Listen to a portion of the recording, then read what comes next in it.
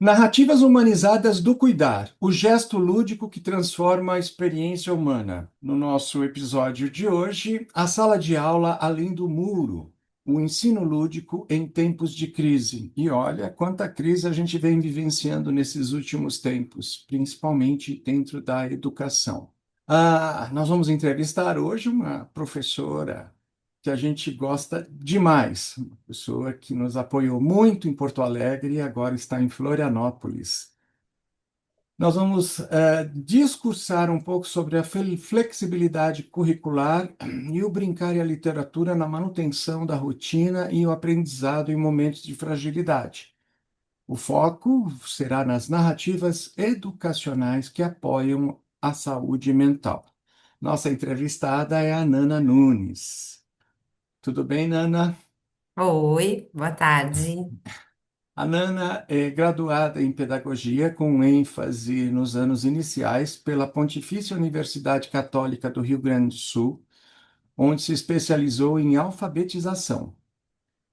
E a trajetória na educação começou em 1993, atuando como professora tutora nos anos iniciais. Experiência que, ao longo dos anos, fortaleceu um olhar sensível para o desenvolvimento de crianças, especialmente entre os anos do segundo ao quarto ano. Desde 2020, a caminhada de docente nas práticas voltadas à aprendizagem significativa e também ao protagonismo dos estudantes e a construção de recursos autorais de conhecimento.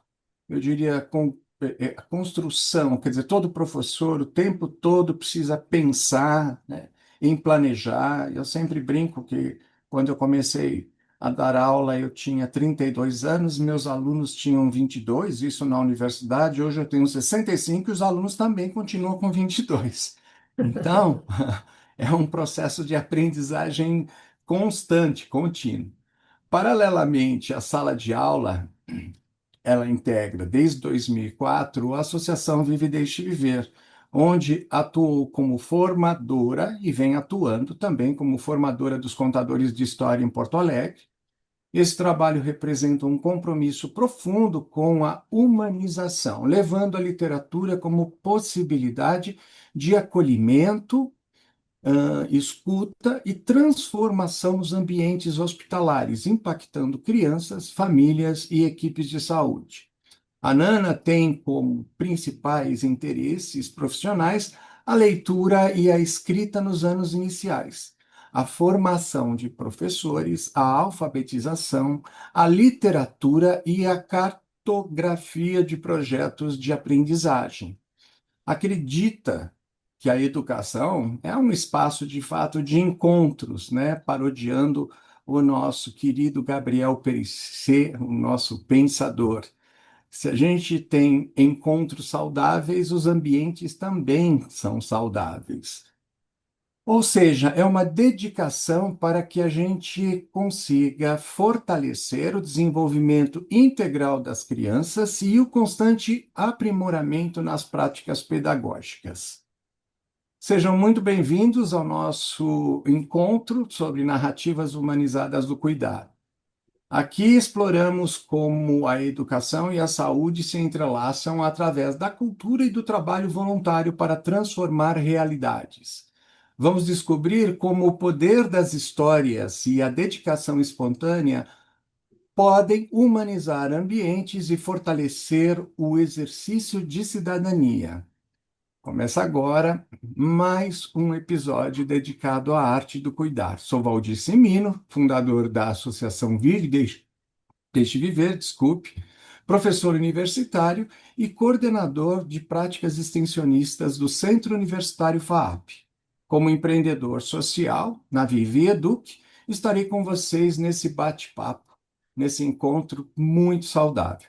Você acompanha esse programa pelo Viva e Eduque no canal 897 da Soul TV ou pelo nosso aplicativo disponível para Android e iOS. Além disso, todo o conteúdo estará no nosso YouTube, da Associação Vive e Deixe Viver, é claro.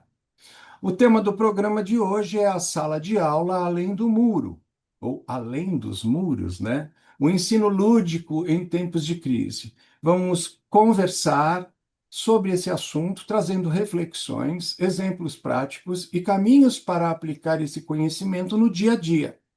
E, como eu falei, eu quero agradecer muito a Nana, que está aqui com a gente, nos honrando com esse tempo precioso para o nosso programa. Como vai, Nana? Tudo bem? Tudo bem, estou muito feliz de estar aqui e de dividir um pouco da história da leitura com todos. Eu queria que você contasse, assim, só para iniciar a sua parcela de participação na Viva, você como professor em Porto Alegre, de repente vai para Florianópolis, ganhar novos ares. Eu estou bem feliz assim, louca para trazer a Viva para Florianópolis. A gente está trabalhando para isso. E acho que a Viva tem um processo muito grande na minha caminhada, assim, desse olhar de escuta atenta, né? Eu acho que contar histórias nos hospitais me fez aprender muito em relação a escutar mais, ouvir mais e sentir mais, assim. Vai além dos conteúdos, né? Eu queria entender um pouquinho o seu olhar mais sensível, né, de professora, alfabetizadora, que de uma certa forma foi transformando esse exercício e levando a contação de história para os ambientes de saúde. Como é que é sair da sala de aula e ir para dentro da educação? Conforme eu já tinha falado, assim, eu acho que trabalhar no hospital fez esse movimento interno em mim e acho que faz com todos os contadores de histórias, de escutar, de falar e de sentir. Eu acho que a gente percebe a importância da presença, muito mais do que conteúdos, né? Seja o livro no hospital, seja na sala de aula com os conteúdos, é a presença. Às vezes é preciso essa presença que transforma esse ensinar, né? Então eu entendo que essa trajetória assim modifica o ouvinte, o falante e o escutante, né? Eu acho que é muito importante esse processo, né, da mensagem, quem fala, quem escuta e quais são os ruídos que, de uma certa forma, né, nesse mundo tão rápido, tão veloz, tão cheio de internets e de telas, né? Esse momento que a gente faz de contação, esse momento lúdico, assim, ele tira esse peso, eu acho, que tem não só das telas, mas do peso da aprendizagem, né? Trazendo um pouco para a sala de aula, trazendo um pouco para esse momento de carga que a gente carrega, assim. Tem um afeto, e quando tem um afeto, tem esse sentimento, né? Tem esse prazer por estar nesse lugar. Eu acho Em que momentos difíceis, assim, a gente percebe que a narrativa, ela é um abrigo, ela é um conforto para, seja lá a criança estiver onde ela está, né?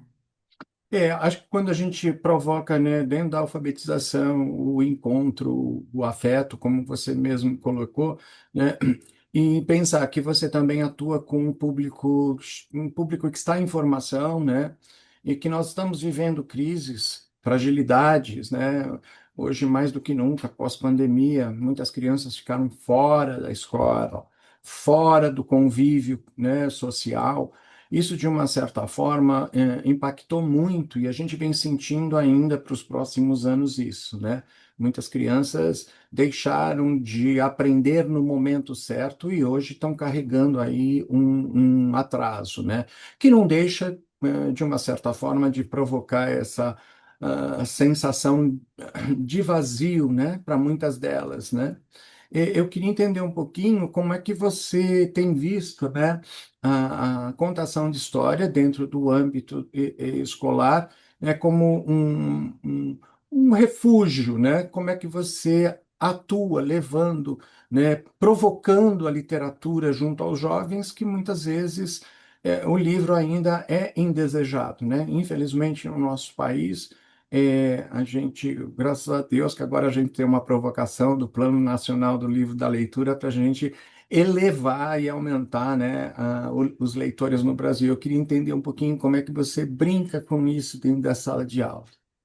Eu acho que criança feliz aprende, né? Criança que tá bem aprende, assim, e acredito que a narrativa, ela transforma a criança autoral, né? Então, se a gente pensa nessa criança protagonista, que é o que a gente deseja em qualquer lugar, a narrativa da história faz esse movimento. E a história abre caminhos onde aquela realidade geralmente fecha, né?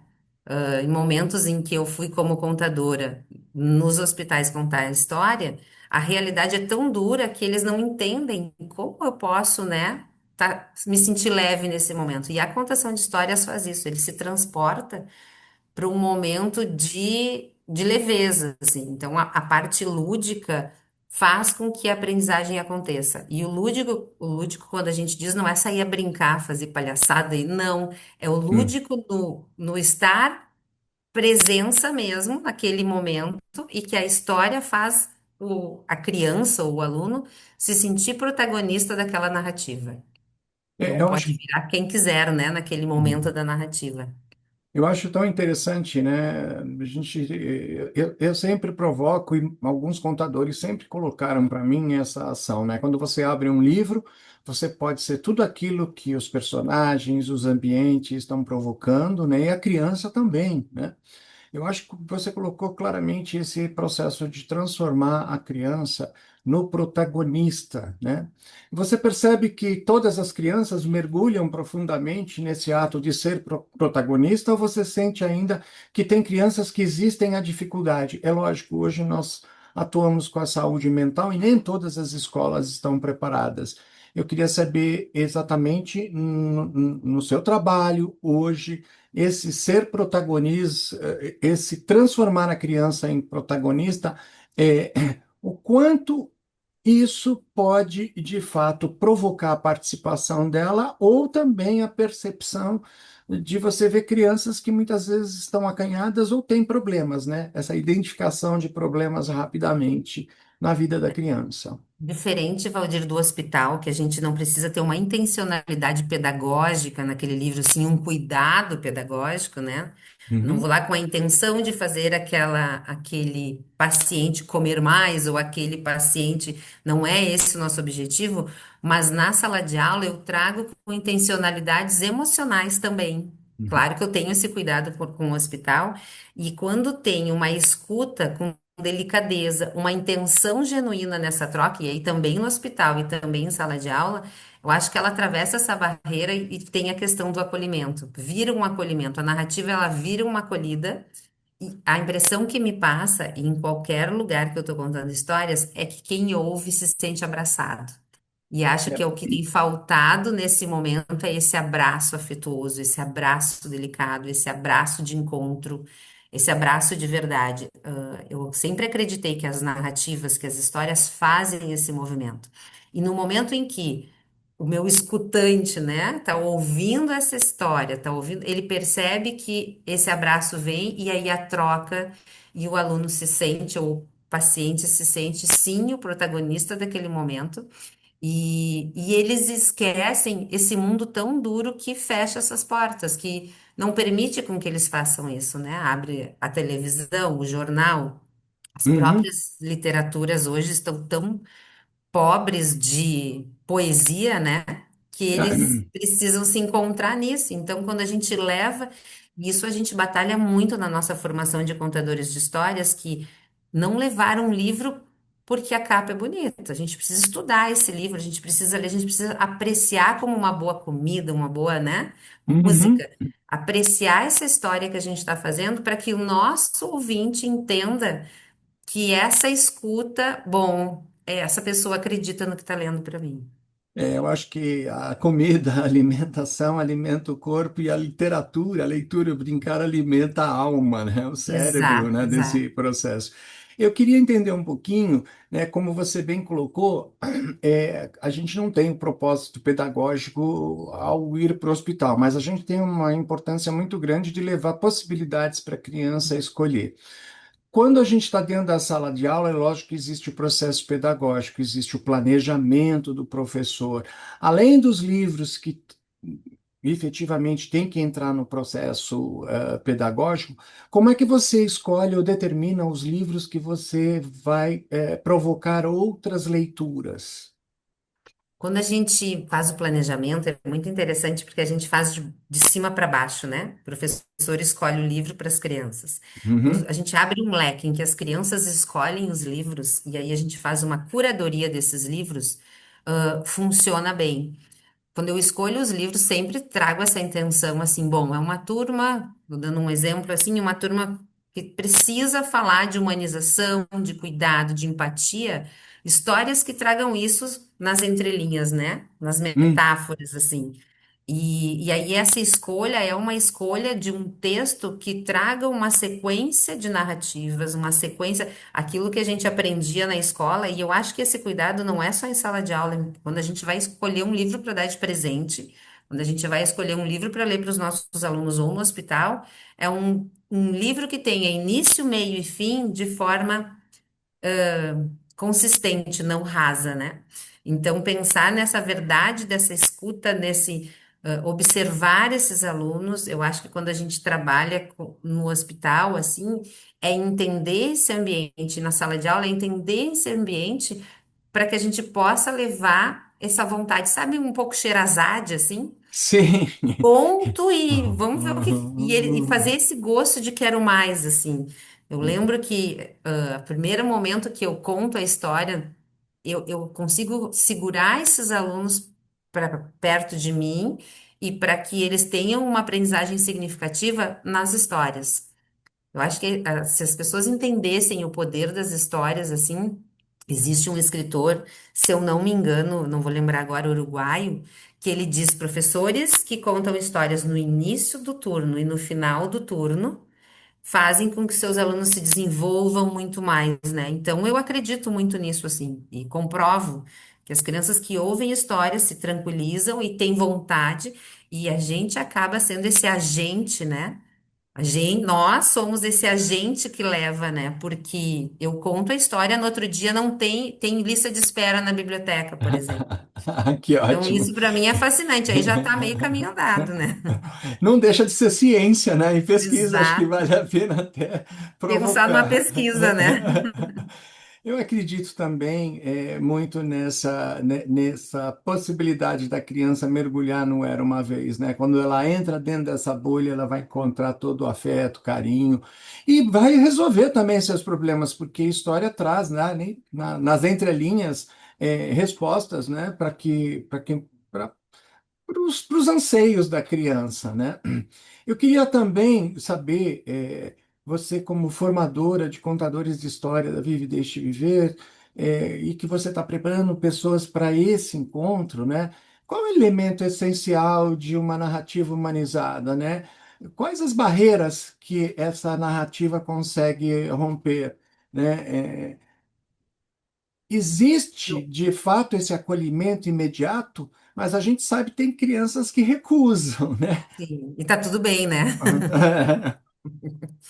Eu É acho que verdade. esse encontro, ele tem que ter um encantamento, assim. Olhar, eu acredito no olho, sabe? Nessa flexibilização do cuidado, nesse ajuste.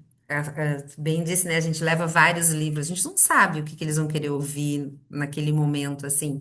Uhum, Mas eu sei que se eu olhar no olho e for honesta, eu acho que a honestidade é o que faz mover.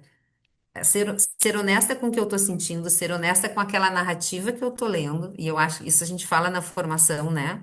Ler um livro sem sim. vontade não é ler. Se um livro que eu não gostei ou porque a mídia de alguma forma me disse que era importante e era bom. Então, assim, é Sim. olhar nos olhos, escutar de verdade, criar essa conexão a partir do que eu aprecio, né? Criar essa conexão para que esse encontro seja válido. E tá tudo bem receber um não, né? O não não é meu, o não, que bom que eles podem dizer não para nós, né? A Uhum, gente vive reforçando uhum. isso. Mas mostrar para eles que eu estou ali entregue. Eu acho que é a entrega que faz a questão da humanização.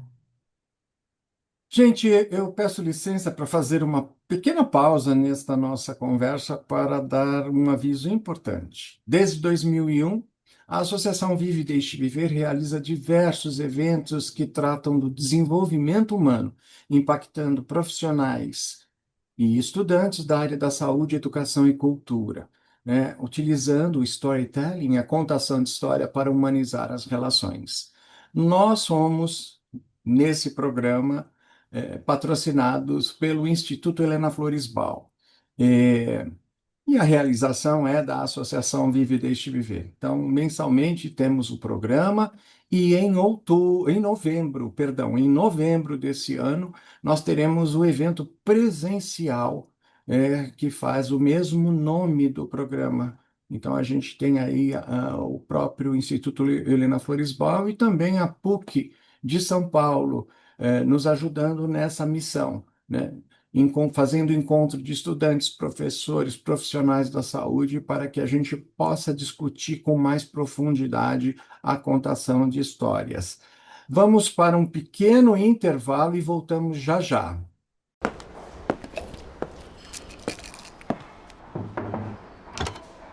Bom dia, Leozinho. Tudo bem, meu anjo? Oi, Leozinho. Dormiu bem? Boa tarde, Leozinho. Já terminou o seu almoço? Leozinho, como vai, nosso príncipe? Desde 1997, a Associação Viva e Deixe Viver já levou a magia e a esperança da contação de histórias para mais de 1,5 milhão de crianças internadas. São momentos de bem-estar e acolhimento que contribuem tanto para a melhora clínica delas, que isso já foi até comprovado cientificamente. A contação de histórias é eficaz no tratamento das mais diversas doenças e, o melhor, não tem contraindicações. Acesse o QR Code para contarmos ainda mais histórias. Ao persistirem os sorrisos, outra história deverá ser contada. Voltamos com o nosso programa de entrevistas narrativas humanizadas do cuidar. E hoje estamos conversando com a querida Nana Freitas, a Nana que eu amo demais, que muitos contadores também passaram, né, pelo conhecimento, pelo ensinamento dela e estão atuando aí firme e forte nos hospitais, principalmente em Porto Alegre, né? Nana, quando você coloca, né, na sua formação e no seu currículo a cartografia do aprender, eu queria entender um pouquinho, né, como foi esse seu interesse pela cartografia de projetos de aprendizagem, né? E como mapear o interesse de uma criança que atravessa, às vezes, um momento de crise, né? Ou seja, como é que ela continua desejando o conhecimento? A cartografia de projetos é algo com que eu me apaixonei, assim, quando eu comecei a entender o que que são essas pistas cartográficas. Os alunos trazem e as crianças trazem essas pistas a partir da nossa observação, da nossa escuta atenta, e eles mobilizam esses pequenos detalhes e a gente vai como um rizoma acompanhando essa caminhada deles, assim, e esses caminhos acabam se construindo.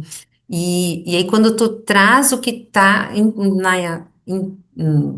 nas entrelinhas dessa caminhada dos alunos, a gente começa a perceber esse querer aprender. E isso faz toda a diferença na aprendizagem, né? Não que eu vou trazer por centro de interesses, não é isso, mas que eu consiga perceber o que que esse aluno quer dizer. E eu acho, não tenho certeza, que a narrativa faz esse movimento, né? Tanto de escuta quanto da minha fala com eles. As crianças dão pistas o tempo todo. Eu acho que essa escuta atenta faz com que eu traga possibilidades de aprendizagem para eles.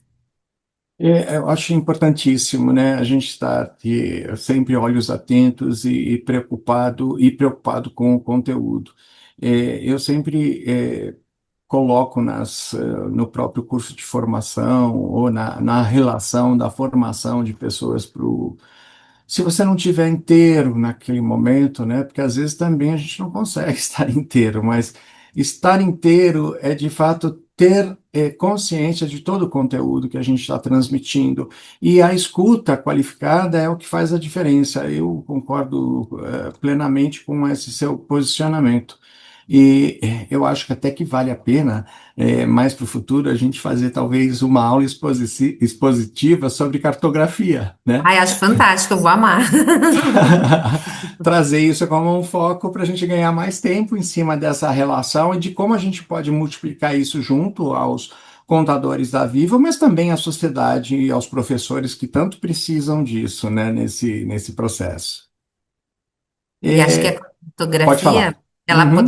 ela pode acontecer dentro do hospital, porque a cartografia é uma Uhum. leitura é um mapeamento de território, né? É fazer essa leitura de território. Por vezes, quando a gente vai no hospital, a gente percebe uma leitura daquele espaço, e se a gente faz essa leitura de forma sensível, aí tudo flui, né? A gente acaba percebendo outras coisas além de só ir lá contar história, que não é só, né? Mas além desse movimento de contação de histórias. Isso é muito importante, porque nós, como contadores de história, abrimos a possibilidade da criança poder contar seus dramas, né? Porque a gente não vai simplesmente para contar a história, a gente tem que ter essa relação da participação dela, né? E muitas vezes, certos temas a gente não consegue ser resolutivos, né? Eu sempre brinco, quando pintam temas nevrálgicos, a gente tem que dizer para a criança, devolver a pergunta para ela, para a gente poder traduzir se aquilo a gente consegue resolver ou se a gente vai precisar do psicólogo, do hospital, do médico, da enfermeira, né? Eu acho que isso é um ganha-ganha tão poderoso, né? E é o mesmo resultado que ocorre dentro da sala de aula. Nana, quando a gente fala, né, de formação, né, o nosso programa está falando, né, a sala de aula além do muro, né? Quer dizer, de que maneira a flexibilidade curricular e o brincar servem como ferramentas de proteção à saúde mental? Saúde mental é um tema que está ganhando uma notoriedade muito grande, né? E aí, assim, não é só a saúde mental dos alunos, mas também a saúde mental dos professores, né? Como é que a gente, nesse contexto, consegue, de uma certa forma, aliviar o estresse? Eu acho que flexibilizar é cuidar, né? Quando a gente Uhum. flexibiliza um currículo, quando a gente flexibiliza o brincar também, quando a gente ajusta esse currículo para diminuir essa pressão, essa tensão, a gente mantém o vínculo. Se eu não fizer a leitura, daí a gente volta lá, né? A leitura desse território, desse espaço, dessa situação, eu não consigo flexibilizar. Eu vou seguir aquela cartilha, seja lá onde quer que eu esteja, né? Porque assim como Uhum. qualquer lugar de trabalho, a gente tem regras mas se eu não flexibilizar, eu não consigo fazer essa criança, seja onde ela estiver, acolhida. Então, nesses tempos difíceis, assim, em que eu noto, e eu dou aula há muitos anos, eu noto que depois da pandemia, a saúde mental de professores, de todos os educadores, de todas as pessoas que atuam na área, né, da educação, se a gente não souber flexibilizar e não ajustar o que está posto, fica muito difícil, muito complicado. Eu acho que tem a ver com flexibilizar e cuidar, sabe? Eu acho que as duas coisas têm que andar juntas, assim. E eu acho importantíssimo, né, essa regra do ganha-ganha, né? Num mundo conturbado, o acolhimento é a melhor chave, né? E, na sua visão como formadora, educadora, professora, né? Qual é a principal habilidade que o educador do século XXI precisa herdar do contador de história para tornar o ensino verdadeiramente significativo? Eu acho que os professores, e aí me coloco também em alguns momentos, né? A gente anda muito duro, endurecido, assim. Porque a gente tem, né, as normas para seguir, as regras, os currículos, e aí entra a parte do flexibilizar, mas eu acho que os contadores têm muito a ensinar no sentido de aprender a encantar. Eu acho que os contadores de histórias, e aí a gente puxa a brasa para o nosso assado, né? Os contadores de histórias da Viva, assim, eles têm um poder de encantar que se as pessoas aprendessem a encantar com eles, olhar nos olhos como eles olham, escutar de verdade, criar essas conexões, eu acho que esse encontro acontece. E quando esse encontro acontece, olha, eu fiquei arrepiada, então é porque eu acredito nisso mesmo. Quando esse encontro acontece, e eu acho que é isso que me faz acreditar na Viva, mesmo que de longe, às vezes, né, e muitas vezes assim, acreditar é nesse processo de encantamento. Esses dias me disseram, tu ainda te encanta, Nana. Bom, com o dia que eu deixar de me encantar, tô mais aqui, né? Então, eu acho que é isso, assim. Enquanto houver esse encantamento, os educadores precisavam ter muitas palestras de contadores de histórias. Eu acho que Uhum. os educadores precisavam se sensibilizar por esse olhar no olho, assim. Isso é fantástico. Quando a gente, estamos chegando aqui já no finalzinho, e essa pergunta, né, essa reflexão vai direto ao legado da literatura, né? Nós estamos hoje com uma espada na cabeça, né, com relação à literatura. Literatura é uma ferramenta de trabalho, é de voluntário, é de tantas outras coisas mais, né? Em tempos de telas e imediatismo, nós fizemos até um trabalho muito legal o ano retrasado com o Pedro Bandeira, o ano passado com Ilan Brennan, e esse ano com o André Neves, né? De fato, levar informação para os pais de como a gente pode substituir as telinhas e as telonas, ou não substituir, mas estar junto com a criança vendo conteúdos bacana, né, para garantir com que o livro físico e a contação oral continuem sendo essa base de conhecimento que clareia as ideias, né? Eu queria que você fizesse agora um ensejo final em cima desse pensamento. Eu acho, Valdir, que o livro ele traz uma pausa. E essa pausa que é profunda, assim, ela cria esse vínculo, mesmo que tenha telas, tá? Eu trabalho com crianças de 10 anos que estão super nas telas. Mas eu percebo que quando tem a contação de histórias para essas crianças, tem essa pausa que eles necessitam. E quando a gente chama as famílias para dizer, olha, precisa contar a história para ele. Ah, eu deixei de contar. Começa a contar e depois conversa comigo de novo, né? Então, acho que a literatura não vai perder espaço para a tela, porque a criança vai recorrer à literatura depois. Não existe vídeo, não existe influencer que faça essa pausa que o livro faz. Eles Uhum. recorrem, né? A gente vê um processo assim, a criança que é leitora desde sempre pode até em algum momento parar com essa leitura e tá tudo bem, vai, né? A gente faz esse movimento às vezes de ir e vir, mas ela recorre depois ao livro físico ou ao livro, seja lá como for, mas eu vejo que nós garantindo esse encontro, as telas terão o espaço dela e os livros o espaço dele, mas é preciso garantir esse encontro, é transformar essas crianças em seres letrados, né?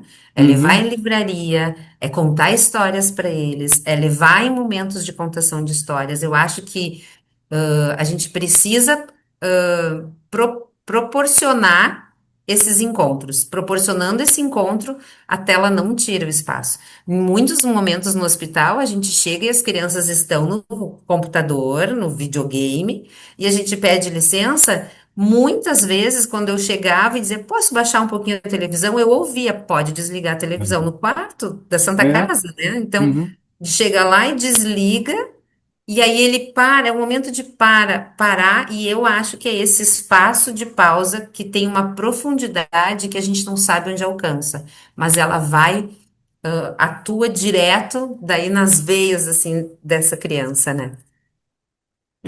Nana, a gente sempre encerra o programa com três indicações de livro, mas com você eu vou querer mais indicações, tá? Os livros que foram selecionados para esse programa são, e eu espero que vocês anotem, porque vocês viram que o conteúdo é muito importante. Leia, depois reflita com a criança, troque informações com ela, porque a gente vai esticando esse tempo dela longe das telinhas e das telonas, né? O livro é O Livro com um Buraco, de Hervé Tullet.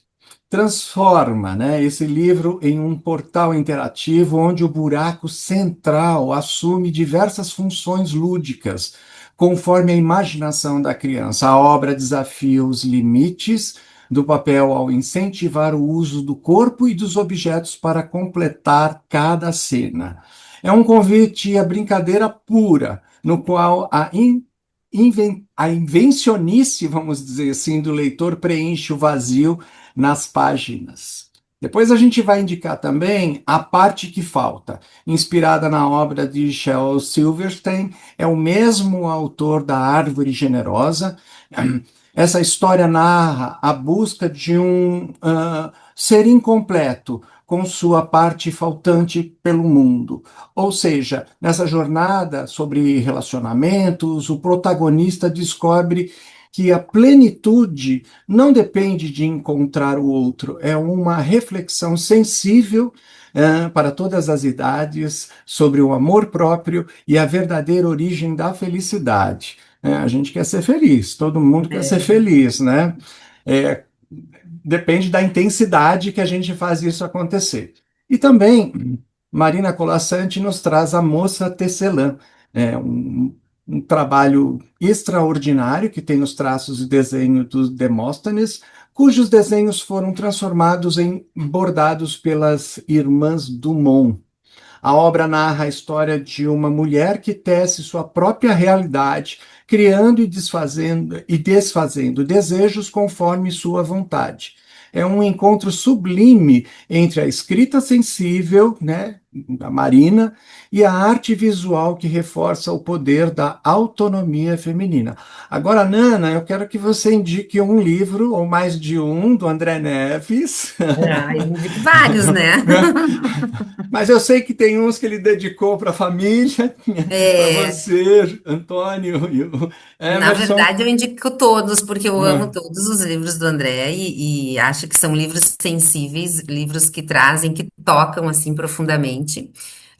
São livros para a infância, né? Então a gente merece ler os livros do André. Eu até trouxe o livro que eu indico, que é A Caligrafia de Dona Sofia, que conta a história de uma professora que se aposenta e, para não se sentir só, distribui poemas pela cidade. E ela tem um encontro muito feliz com o carteiro que distribui. Vale a pena e é um livro assim que merece estar do lado da cama, assim. Outro livro que eu indico dele também é Certidão de Nascimento Poética. Eu indico vários, né? Se quiser, eu posso mostrar todos, mas esse aqui, Certidão de Nascimento Poética, eu acho que trabalha esse início de contar histórias para as crianças menores, assim, porque ele traz que ótimo. uma musicalidade na escrita e que tu consegue dançar com as palavras. E eu acho que esse dançar com as palavras faz com que a gente atraia, e aí quando a gente fala desse encontro feliz com a literatura, eu acho que a Certidão de Nascimento Poética faz isso. São vários, né? Tem um livro Obrigado, são vários, assim. O Bax, que é lindo, então eu indico Então, vários. gente, vai lá no Google, dá uma olhada, André Neves, de fato, eu estive com ele em janeiro e a Nana, e eu fiquei fascinado, porque ele não é só o autor, ele é o ilustrador também das obras É, dele. E tem livro dele traduzido no mundo todo aí, né? Acho que isso é o poder favorável, né, de como a gente pode recomendar, e vocês que estão nos assistindo, serem agraciados por essas indicações. Nana, eu quero agradecer imensamente a oportunidade da gente estar junto aqui na telinha, né, discutindo um pouco sobre essa relação da narrativa, a importância da narrativa. eu agradeço, fiquei muito feliz. Eu amo trocar figurinhas e trocar livros de literatura e falar sobre esse assunto. Muito obrigada, sempre, sempre, sempre. Gente, eu quero agradecer imensamente quem nos acompanhou até agora. E um agradecimento especial ao Instituto Helena Floresbal, que nos apoia nessa caminhada. A equipe de produção da Vive e Deixe Viver e todos os outros parceiros que estão em torno dessa grande história. Muito obrigado e até o nosso próximo encontro.